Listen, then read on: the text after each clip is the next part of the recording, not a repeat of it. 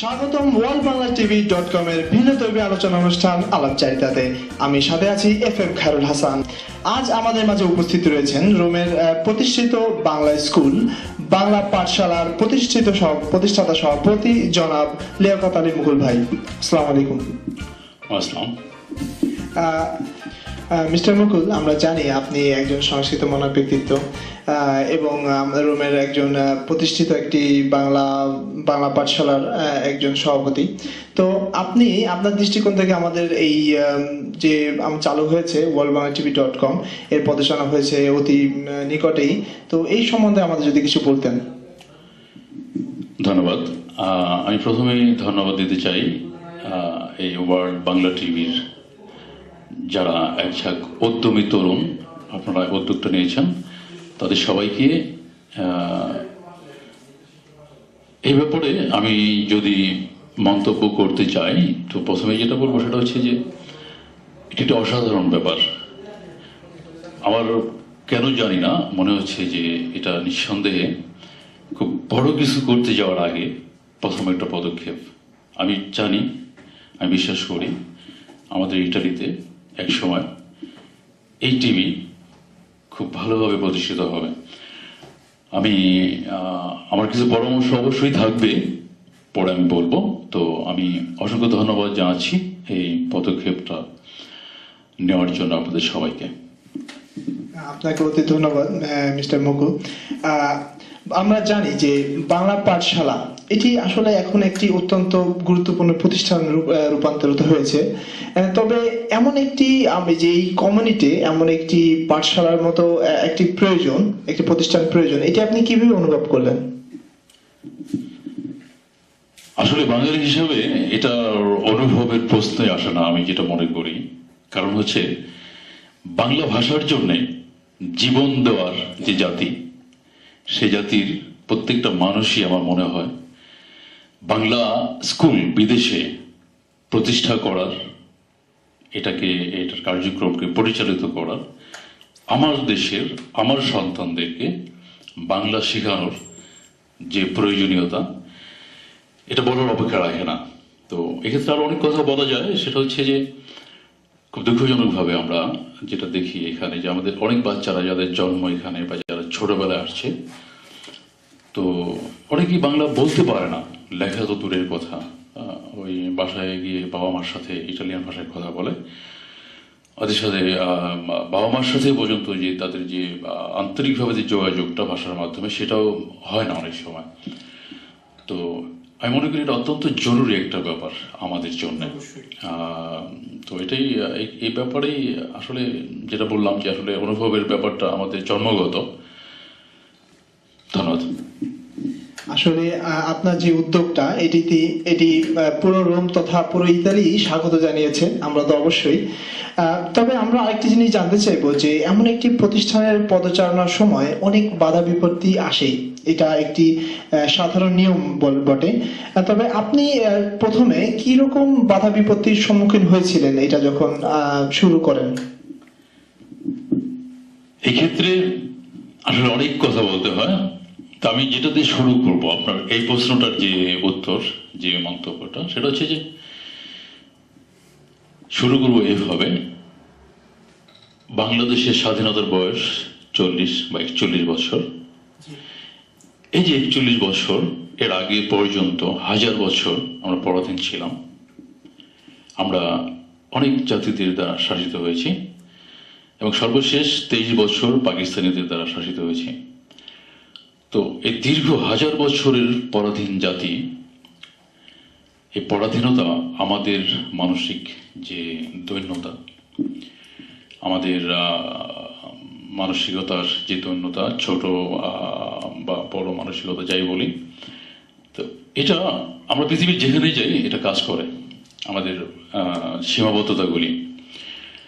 তার তার চেয়ে বড় কথা, আমি কেন বুঝি না যে ভালো একটা কিছু করতে গেলে, প্রয়োজনীয় কিছু করতে গেলে এখানে প্রচুর বাধা আসছে। আমাকে এই ব্যাপারে প্রচুর স্যাক্রিফাইস করতে হয়েছে। অনেক সামাজিক প্রতিবন্ধকতা ছিল, অসহযোগিতা ছিল, সহযোগিতা পাইনি অনেকের কাছ থেকে। তো এগুলি আছে। এরপরে চিরাচরিত আরেকটা ব্যাপারে যে আমাদের যে কোনো জায়গায় দ্বিধা বিভক্তি, একজন আরেকজনের পিছনে লাগা, এটা আরেকটা প্রতিষ্ঠানের পিছনে লাগা। তো এটা ওই আমাদের পরাধীনতার ফসল, যে আমাদের যে মানসিক দৈন্যতা এখনো রয়ে গেছে। তো সবকিছুর পরও আমি যেটা মনে করি যে ভালো কাজ করতে গেলে, প্রয়োজনীয় কিছু কাজ করতে গেলে বাধা থাকবে, ছিল, পৃথিবীর সব জায়গাতেই ছিল। এক্ষেত্রে আরেকটা উদাহরণ হতে পারে যে আমরা ইটালিতে আছি। ইটালির খুব বিখ্যাত একজন বৈজ্ঞানিক, ওর নাম ছিল জিওর্দানো ব্রুনো। তো জিওর্দানো ব্রুনো আজকে থেকে প্রায় 600 বছর আগে সে পৃথিবীর অতি বাস্তব একটা কথা, যেটা এক সময় আপনার টলেমির প্রতিষ্ঠিত একটা থিওরি, সেটার বিপরীতে সত্য একটা থিওরিকে প্রতিষ্ঠিত করতে যায় তাকে জীবিত আগুনে মেরে ফেলা হয়েছে ইটালিতে। তো সবার শেষে তার এই থিওরিটা প্রতিষ্ঠিত হয়েছে। তো আগে সত্য প্রতিষ্ঠিত করতে গেলে, ভালো কিছু করতে গেলে জীবন দিতে হইতো। ভাগ্য ভালো যে আমাদের এখন জীবন দিতে হয় না। হ্যাঁ, আমরা আমাদের মধ্যেই হয়তো কামড়াকামড়ি হয়, ঠেলাঠেলি হয়, কিন্তু জীবন এখনো দিতে হয় না। আমাদের অনেক উন্নতি হয়েছে, যেটা মনে করি। ধন্যবাদ। এই প্রশ্নের পিঠাপিঠি একটি প্রশ্ন এসেই যায় যে তৎকালীন যারা প্রভাবশালী ছিলেন, অথবা আমরা বলতে পারি যে তৎকালীন যারা সমাজের মাথা বলতে পারেন, তাদের কাছে আপনি যখন এটা ব্যাপারটা উপস্থাপন করলেন, এইরকম কেমন প্রতিক্রিয়া পেয়েছিলেন? আসলে আমাদের শুরুটা ছিল একটু ভিন্ন স্টাইলে। আমরা কাজে বিশ্বাসী। তো আমরা প্রথমেই স্কুলটাকে প্রতিষ্ঠিত করি, এরপরে আমরা যাই আমাদের রাজনৈতিক, সামাজিক, সাংস্কৃতিক যে নেতৃবৃন্দ আছেন এখানে। অত্যন্ত দুঃখের ব্যাপার যে আমাদের এই ইটালিতে, আমি অন্য দেশের কথা বলবো না, যারা প্রতিষ্ঠিত রাজনৈতিক এবং সামাজিক নেতৃবৃন্দ, তারা খুব দুঃখজনকভাবে অনেক অপ্রয়োজনে, অদরকারি অনেক কাজে তারা প্রচুর পয়সা নষ্ট করেন, প্রচুর সহযোগিতার হাত বাড়ান। কিন্তু একটা স্কুলের জন্য এটা আমার একটা প্রচন্ড দুঃখ যে আমি বলতে বাধ্য হয়েছি আজকে যে আমাদের স্কুলে যে টিচার যারা খুব সামান্য বেতন দেয়, সামান্য বেতনের বিনিময়ে তারা প্রচুর শ্রম দেন। একটা ভালো কাজ করতেছেন আমাদের সমাজের জন্য, বাচ্চাদের জন্য, বাংলা ভাষার জন্য, এবার বাংলা সংস্কৃতির জন্য। তো এত কিছুর পরেও এই যে আমাদের নেতৃবৃন্দ, এদের কাছ থেকে খুব সামান্য দু একজনের কাছ থেকে আমরা সহযোগিতা পেয়েছি। কিন্তু বেশিরভাগ মানুষই এখান থেকে মুখ ফিরিয়ে নিয়েছেন। তারা রাজনীতি, সমাজনীতি, বিভিন্ন নীতিটাই বেশি পছন্দ করেন। কিন্তু আমার মনে হয় না যে তারা প্রয়োজনীয় কাজে এগিয়ে আসার মানসিকতা তাদের আছে। ধন্যবাদ। আসলে শিক্ষকতা আমরা জানি এটাই কোনো পেশা নয়, এটা হচ্ছে সমাজের জন্য যাদের কিছু করার ইচ্ছা হয়, একটি দায়বদ্ধতাও বটে। এবং এই দায়বদ্ধতা শুধু আপনার এবং আমার না, প্রত্যেকটা মানুষের মধ্যে থাকা উচিত, যারা শিক্ষিত মানুষের মধ্যে থাকা উচিত বলে আমি মনে করি।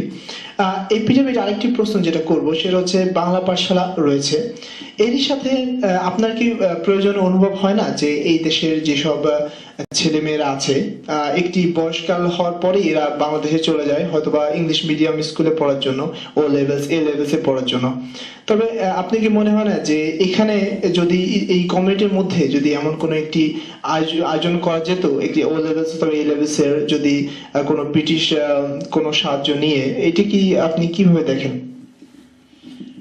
ধন্যবাদ। এই প্রশ্নটা আমার খুব পছন্দের একটা প্রশ্ন এবং গুরুত্বপূর্ণ মনে করি আমি।